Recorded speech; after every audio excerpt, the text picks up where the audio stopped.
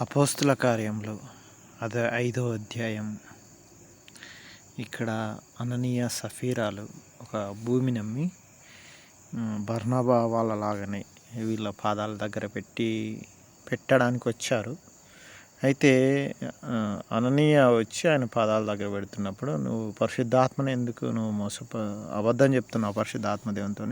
వీళ్ళు ఏం చేసినారంటే అననీయ సఫీరా ఇద్దరు కలిసి ముందరనే మాట్లాడుకొని మనం ఇంతకే అమ్మినామని కొంత తీసిపెట్టుకొని ఈ మిగతా డబ్బులు తీసుకుని వచ్చి పేతురు అపోస్తులు గల పాదాల దగ్గర పెట్టినప్పుడు పేతురు ఈ మాట అన్నాడు అనమాట. మీరు ఎందుకు పరిశుద్ధాత్మకే మీరు అబద్ధం చెప్తా ఉన్నారు, పరిశుద్ధాత్మతో మీరు అబద్ధం చెప్తా ఉన్నారు. ఎందుకు? అది నీ దగ్గర ఉన్నప్పుడు అది నీదే కదా, ఎందుకు నువ్వు ఇట్లా అంత తెచ్చిచ్చిన అన్నట్టుగా పేరు కోసం అబద్ధం తెచ్చుకుంటున్నావు, అబద్ధం ఆడుతున్నావు.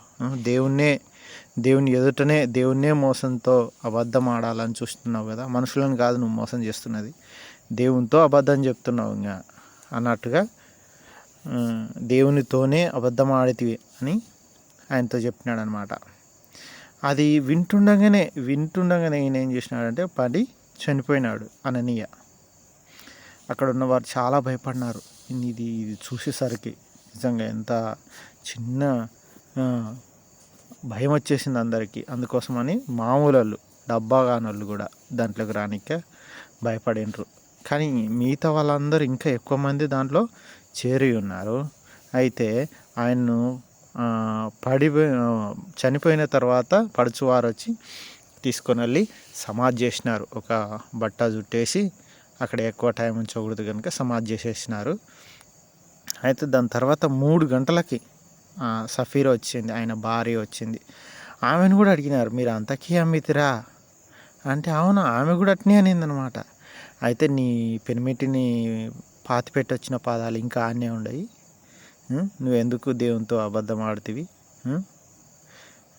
కలిసి అబద్ధం ఆడుతీవి అన్నట్టుగా ఏకీభవించినారు నీవు నీ మొగుడు అన్నట్టుగా పేతురు గారు అంటే, ఆమె ఏం చేసిందంటే ఆమె కూడా ఏమైందంటే ఆయన పాదాల దగ్గరనే పడి ప్రాణం విడిచాను. ఇంకా మిగతా వాళ్ళు ఆల్రెడీ పాతి పెట్టొచ్చిన వారి పాదాలు ఆనే ఉన్నాయి, ఆమెను కూడా తీసుకొని వచ్చి పాతి పెట్టానమాట. ఇంకా యాక్చువల్గా వీళ్ళిద్దరూ అననీయ సఫీరాలు చిన్న ఇప్పుడు కాలం దృష్టిలో అయితే చిన్న అబద్ధమే అది. ఎంత చిన్న అబద్ధం అంటే చాలా చిన్న అబద్ధం కదా, చాలా చిన్న అబద్ధానికే ప్రాణం పోయింది ఆడ వాళ్ళకి.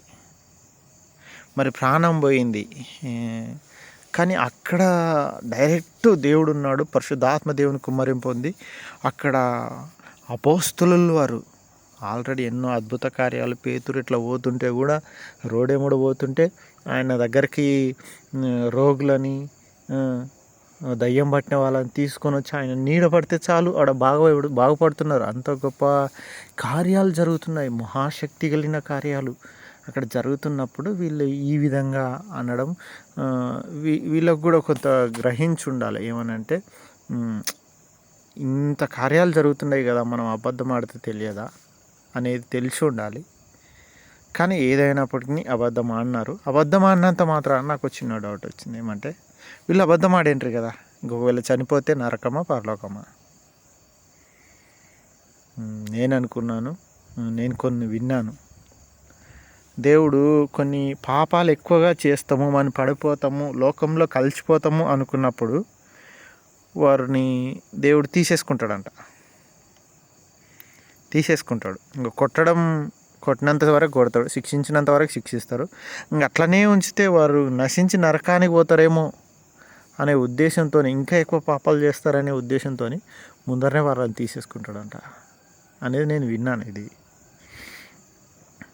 అది నాకు కూడా నచ్చింది. నిజమే ఉండొచ్చేమో అట్లా అని. ఎందుకంటే పరిశుద్ధులు, మంచోళ్ళు, గొప్పవాళ్ళు కూడా ఏదేదో చిన్న చిన్న రీజన్ల వల్లనే చనిపోతుంటారు. మరి వాళ్ళు ఉండింటే సేవ చేస్తుంటారు కదా, ఉండింటే బాగుంటుంటారేమో కదా అనే ఉద్దేశం ఉంటుంది. కానీ వాళ్ళు అలాగనే ఉంటే ఏదో ఒక గర్వమో లేకపోతే ఏదో ఒకటి పాపం నశించి నరకానికి వెళ్ళే దారిలోకి వెళ్తారేమో అని కొందరిని దేవుడు ముందరనే పిలిచేసుకుంటాడు అనమాట. అట్లనే వీళ్ళు కూడా వీళ్ళకి శిక్ష పడ్డది. ఏం శిక్ష అంటే మరణం అనే శిక్ష పడ్డది. ఇది ఇంకా భూమి మీద ఉండకుండా ఉండే శిక్ష పడ్డది. అంతేగాని వీళ్ళు నరకానికైతే నశించిన నరకానికైతే పోలేదని నేను అనుకుంటున్నాను.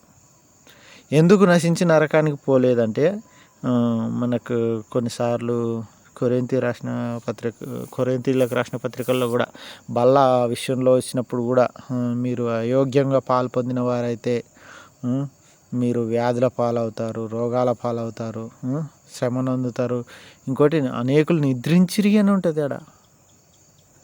నిద్రించిరి అన్నాడు అంటే నిద్ర అంటే మరణించిరి అన్నాడు. కానీ పాతాళానికి వేరి నశించిరి అనే మాట కనపడదు ఇక్కడ కూడా. మరి ఇంకా వీళ్ళు కూడా పరలోక రాజ్యానికే వెళ్ళిపోయి ఉండొచ్చు అనేది నా ఆలోచన. అయితే సరే, మరి ముందుకు చూసుకుందాం. కడమరి వారిలో చాలా వీళ్ళు ఘనత పొందినారు. అపోస్తులు అంటేనే ఇంకొక పేరు. అక్కడ యెరూషలేం ప్రాంతం మొత్తం కూడా వీళ్ళంటే సువార్త ప్రకటించబడింది. వీళ్ళంటే అపోస్తులంటే ఇంకా తెలిసిపోయింది. అయితే వీళ్ళని వీళ్ళు ఆల్రెడీ ప్రధాన యాజకులు సద్దూకాయలు వీళ్ళు ఏం చేసినారంటే మత్సరమైనారనమాట. అబ్బా, ఓర్వలేకపోయినారు ఇంకా వీళ్ళు చేసే అద్భుతాలను చూసి, వీళ్ళు ప్రకటిస్తున్న సువార్తను చూసి. అయితే వీళ్ళు పట్టుకొని వచ్చినారనమాట. రాత్రివేళ పట్టుకొని వచ్చినారు, పొద్దునే వరకు అట్లా పెంచాలనుకున్నారు. అయితే అక్కడ దేవదూత వచ్చి వాళ్ళని విడిపించి బయటికి తీసుకొని వచ్చింది. బయటికి వచ్చిన తర్వాత మళ్ళీ అట్లనే సైనికులు అట్లనే ఉన్నారు. లోపలికి వచ్చి చూస్తే తెల్లగైనాక లోపల ఎవరు లేరు. కానీ కొందరు చెప్పిండ్రనమాట, వీళ్ళు ఆల్రెడీ దేవాలయంలో పోయి ఆడ ఆల్రెడీ దేవుని మాటలు వినిపిస్తున్నారు, అక్కడ బోధిస్తున్నారు అని వీళ్ళకి చెప్పేసరికి మళ్ళీ పోయి వాళ్ళని పట్టుకొని వచ్చినారు అనమాట. పట్టుకొని వచ్చి దేవాలయంలో వాళ్ళని నిలబెట్టి దేవాలయంలో బోధించుతున్న వారిని పట్టుకొని వచ్చిన తర్వాత అక్కడ బలాత్కారం చేయలేదంట. ఎందుకు బలాత్కారం చేయలేదంటే ప్రజలు ఉన్నారు అక్కడ. వీళ్ళు ఆల్రెడీ ప్రజలు ఎన్నో స్వస్థతలు, అద్భుత కార్యాలు వాళ్ళ ద్వారా చూస్తూ ఉన్నారు. వీళ్ళు ఏం చేస్తున్నారు, బలాత్కారంగా పట్టుకొని ఈడ్చుకొని వస్తే రాళ్ళు తీసుకొని కొట్టి చంపేస్తారు. కనుక ప్రజలకు భయపడి వాళ్ళని ఎట్లా తీసుకొని వచ్చిండ్రంటే మాట్లాడి రండి అని రిక్వెస్ట్ చేసుకుంటూ వచ్చినారు.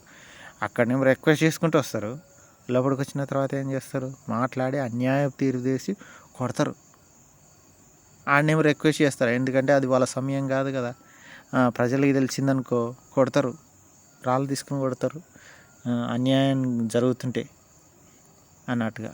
ఇప్పుడు ఆల్రెడీ వీళ్ళని తీసుకొని వచ్చిన తర్వాత వీళ్ళతో అంటా ఉన్నారన్నమాట, పరిశుద్ధులతోని, పేతురు గారు వాళ్ళతో అంటున్నారు. ఏమని అంటున్నారంటే, మీరు యేసుక్రీస్తు రక్తం మా మీద, ఆ మనిషిని హత్య మా మీద వేయాలని చూస్తున్నారు కదా, మా మీదకి తేవాలని మీ ఉద్దేశం కదా అని అంటే, నిజమే కదా, చంపింది వాళ్ళే, ముఖ్య కారణం వాళ్ళే. అయినను అట్లని కాదు, మేము దేవునికి లోబడుచున్నాము కనుక అని వీళ్ళు అపోస్తులు చెప్పిండ్రు అనమాట. మీరు రానుకు వేలాడదీసి సంహరించిన యేసును మన పితరుల దేవుడు లేపెను అని చెప్తున్నారు. ఇక్కడ మరి ముఖ్యమైన వచనం ఏంటిదంటే 31వ వచనం, ఇజ్రాయేలునకు మారు మనస్సును పాపక్షమాపమును దయచేయుటకే యూదుడాయనను దేవుడు ఆయనను అధిపతిగాను రక్షకునిగాను తన దక్షిణ హస్త బలము చేత హెచ్చించి ఉన్నాడు. ఇది చాలా ముఖ్యమైన వచనం. ఇజ్రాయేలునకు మారు మనస్సును పాపక్షమాపణను దయచేయుటకే దేవుడు ఆయనను అధిపతిగాను రక్షకునిగాను నియమించి ఉన్నాడు. ఎవరు? యెహోవా దేవుడు నియమించి ఉన్నాడు. ఇజ్రాయేలునకు మారు మనసు రావాలా, పాపక్షమాపణ రావాలా, ఇలా వస్తేనే రక్షింపబడతాం. రక్షింపబడిందంటే యేసుక్రీస్తు హెచ్చింపబడి ఉన్నాడు కాబట్టి మళ్ళీ తిరిగి పునరుత్థానం అవుతాడని 4వ అధ్యాయంలో చూసుకుంటున్నాం. ఆయన నమ్మిన వారు మీరు కూడా పునరుత్థానం అవుతారు, యేసుక్రీస్తు ఆల్రెడీ తిరిగి లేచాడు అన్నట్టుగా ఆ విషయాన్ని చెప్పుకుంటూ వచ్చి ఉన్నారనమాట. మనం కూడా లేస్తాం చనిపోయినను అని. తర్వాత వీళ్ళు ఏం చేసినారంటే అత్యాగ్రహం తెచ్చుకున్నారు. అబ్బా అన్నట్టుగా లాస్ట్కి సంపలా వీళ్ళని ఎట్లా తిరిగి అని అనుకున్నారు. అయితే దాంట్లో ఒక ధర్మశాస్త్ర ఉపదేశకుడు గమాలియేలు ఉన్నాడనమాట. ఈయన పరిసయుడు, మహాసభలో లేచి ఈయన గమాలియేలు ధర్మశాస్త్రాన్ని బోధించే వ్యక్తి ఈయన.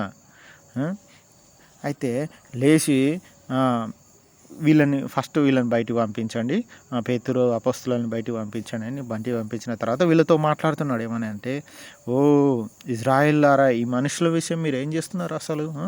ఒకవేళ మీరు ఈ మనుషులని మీరు చంపాలనుకుంటున్నారా? అట్లా చంపొద్దండి. ఎందుకంటే మీరు దేవునికి విరోధంగా పాపం చేసిన వారు అవుతారు. ఎందుకంటే ఇంతకు ముందే ఒక తూదా అనే ఒకడు లేచినాడంట. తనొక గొప్పవాడినని చెప్పుకున్నాడు. ఇంచుమించు 400 మంది 400 మంది మనుషులు వానితో కలిసి కొనరి. అయితే వాడు చంపబడిన తర్వాత వారందరూ చెదిరిపోయినారు. అంతా లీడర్ చచ్చిపోయిందంటే మిగతా వాళ్ళందరూ చెదిరిపోతారు. దాని తర్వాత యూదా కూడా వచ్చినాడు. వీడు కూడా తిరుగుబాటు తెప్పించుకొచ్చినాడు. అయితే వీడు కూడా చనిపోయినాడు. వాళ్ళందరూ కూడా చెదిరిపోయినారు. కాబట్టి ఈయన ఏం చెప్తున్నాడు అంటే, అది మనుషులతో వచ్చినదైతే అది మనుషుల ద్వారానే పోతుంది, అదంతటికి అదే పోతుందిలే. కానీ కాకపోతే అది దేవునితో వచ్చిందనుకో, అందుకే అంటాడనమాట 38వ, ఈ కార్యమైనను మనుష్య వలన కలిగినదాయన అది వ్యర్థమగును, దేవుని వలన కలిగినదాయన మీరు వారిని వ్యర్థపరచలేరు. మీరు ఒకవేళ దేవునితో పోరాడువారగుతురు సుమి. దేవునితోనే పోరాడిన వారు అవుతారు చూడు, జాగ్రత్త అన్నట్టు చెప్పిండు అనమాట. వీళ్ళు ఆ మాటకు సమ్మతించి సర్లే వదిలేసినారా? లేదు. ఆడనేమో ప్రజల్లో ఉన్నప్పుడు రిక్వెస్ట్ చేసి తొలకొచ్చింటారు, బలాత్కారం చేయకుండా. కానీ ఇక్కడ ఏం చేసినాడు అంటే, కొట్టి పంపించినారు అనమాట.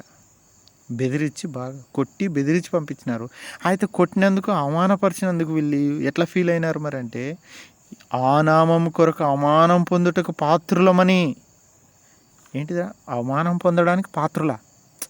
ఘనత పొందడానికి పాత్రలుగా ఉండొచ్చు, అది గొప్ప విషయం. కానీ ఆ నామంలో, యేసుక్రీస్తు నామంలో అవమానం పొందుటకు పాత్రులమని ఎంచబడినందున వారు సంతోషించు మహాసభ ఎదుట నుండి వెళ్ళిపోయారు. ఏంద్రాబాయ్, అవమానపరిస్తే తిడితే ఇల్లేంది? మేము దానికి అర్హులం, మేమే యేసుక్రీస్తు నామంలో కొట్టబడాలి, మేమే దూషించబడాలి, మేము అర్హులం, అది మాది, మాకు తగినది, మాకు సంతోషం అని వీళ్ళు సంతోషించు మహాసభ ఎదుట నుండి వెళ్ళిపోయినారు.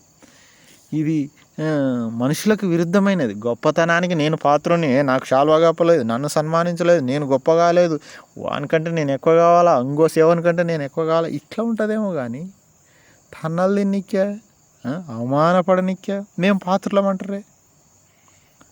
అలాంటి వ్యక్తులు మొదటి సంఘ అపోస్తలులు.